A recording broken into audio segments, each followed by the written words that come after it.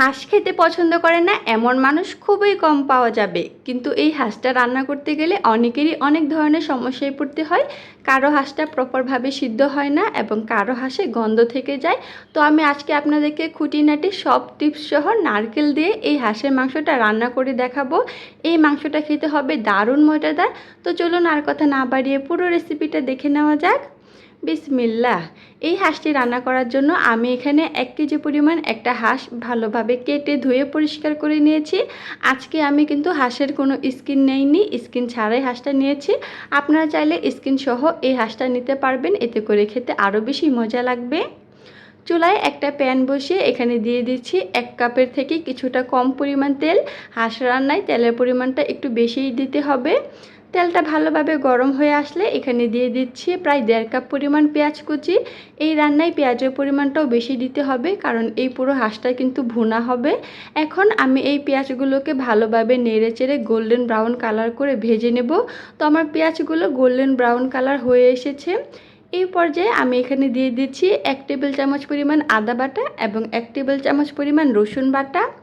এখন এই আদা এবং রসুনটাকেও তেলের মধ্যে প্রায় 1.5 থেকে 2 মিনিটের মতো ভেজে নেব। এতে করে আদা রসুনের যে কাঁচা স্মেলটা আছে সেটা আর থাকবে না। প্রায় 2 মিনিটের মতো আমি আদা রসুনটাকে তেলের মধ্যে ভেজে নিয়েছি। এখন এখানে শুকনো মশলা দিয়ে দেব। দিচ্ছি 2 চা চামচ পরিমাণ মরিচের গুঁড়া। ঝালটা আপনাদের পছন্দ মতো কিছুটা কম বেশি করে নিতে পারবেন। 1 চা চামচ হলুদের গুঁড়া, 1 চা চামচ জিরার গুঁড়া, 1 টেবিল চামচ রাঁধুনি রেডিমিক্স হাঁসের মাংসের মশলা। এই মশলাটা আপনারা চাইলে ইউজ করতে পারেন। এখন এখানে দিয়ে দিচ্ছি পরিমাণ মতো লবণ। এবার এই সমস্ত মশলা আমি খুব ভালোভাবে মিক্স করে নেব এবং মশলাটাকে প্রায় 3 থেকে 4 মিনিটের মতো কষিয়ে নেব। মশলাটা যাতে নিচ দিয়ে না লেগে যায় সেজন্য এখানে সামান্য পরিমাণ পানি দিয়ে দিচ্ছি। এখন আবারও সব কিছু একসাথে ভালোভাবে নেড়ে মিক্স করে নেব এবং মশলাটাকে সময় নিয়ে ভালোভাবে কষিয়ে নেব। প্রায় 3 থেকে 4 মিনিটের মতো মশলাটা কষিয়ে নেওয়ার পর দেখতেই পাচ্ছেন মশলার কালারটা কতটা সুন্দর হয়েছে এবং তেলগুলো উপরে ভেসে উঠেছে। এই পর্যায়ে আমি এখানে দিয়ে দিচ্ছি 1/2 কাপ পরিমাণ নারকেল বাটা। আমি নারকেলটা ব্লেন্ডারে বেটে নিয়েছি, আপনারা চাইলে পাটাতেও বেটে নিতে পারবেন। এখন আমি এই নারকেলটাকেও মশলার সাথে ভালোভাবে নেড়েচেড়ে মিক্স করে নিচ্ছি এবং আমি এই মশলাটাকে আবারও 3 থেকে 4 মিনিটের মতো ভালোভাবে কষিয়ে নেব। হাঁসের মাংসের টেস্ট নির্ভর করে এই মশলা কষানোর উপর। আপনারা যত বেশি মশলাটা সময় নিয়ে কষাতে পারবেন আপনাদের মাংসের টেস্টও ঠিক তত বেশি বাড়বে। তো দেখুন আমার মাংসের মশলাটা কষানো হয়ে গিয়েছে, তেলগুলো সুন্দর উপরে ভেসে উঠেছে। এই পর্যায়ে আমি আগে থেকেই যে মাংসগুলো কেটে ভালোভাবে পরিষ্কার করে রেখেছিলাম সেই সম্পূর্ণ মাংসটুকুই দিয়ে দিচ্ছি। এখন মশলার সাথে মাংসগুলো নেড়েচেড়ে ভালোভাবে মিক্স করে নেব। আর এই মিক্স করা কাজটা অবশ্যই একটু সময় নিয়ে করতে চেষ্টা করবেন। এতে করে দেখবেন মাংসের গায়ে মশলাগুলো ভালোভাবে কোট হতে পারবে এবং মাংসটাও খেতে অনেক বেশি ভালো লাগবে। এখন আমি ঢাকনা দিয়ে ঢেকে মাংসটাকে 15 মিনিটের মতো কষিয়ে নেব। প্রায় 5 মিনিট পর মাংসটাকে আমি একটু আবারও নেড়ে দিচ্ছি, এতে করে মাংসটা নিচ দিয়ে আর লেগে যাবে না।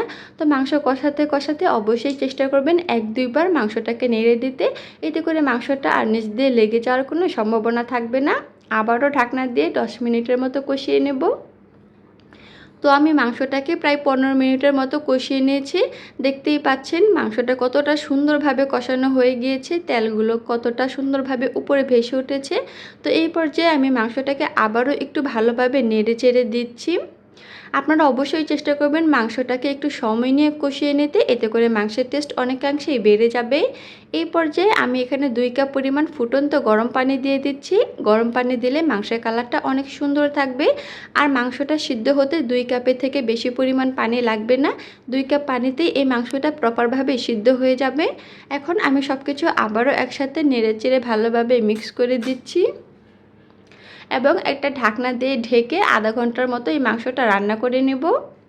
আধা ঘন্টা পর মাংসের ঝোলটা অনেকটাই কমে এসেছে, দেখতেই পাচ্ছেন মাংসের ঝোলটা কিন্তু অনেকটাই গাঢ় হয়ে এসেছে।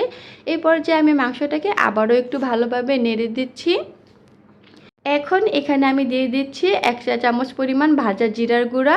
মাংস রান্নার শেষের দিকে এরকমভাবে ভাজা জিরার গুঁড়া দিলে মাংসের কালারটা যেরকম সুন্দর থাকবে, এই মাংস থেকে কিন্তু কোনো প্রকারের স্মেলও আসবে না।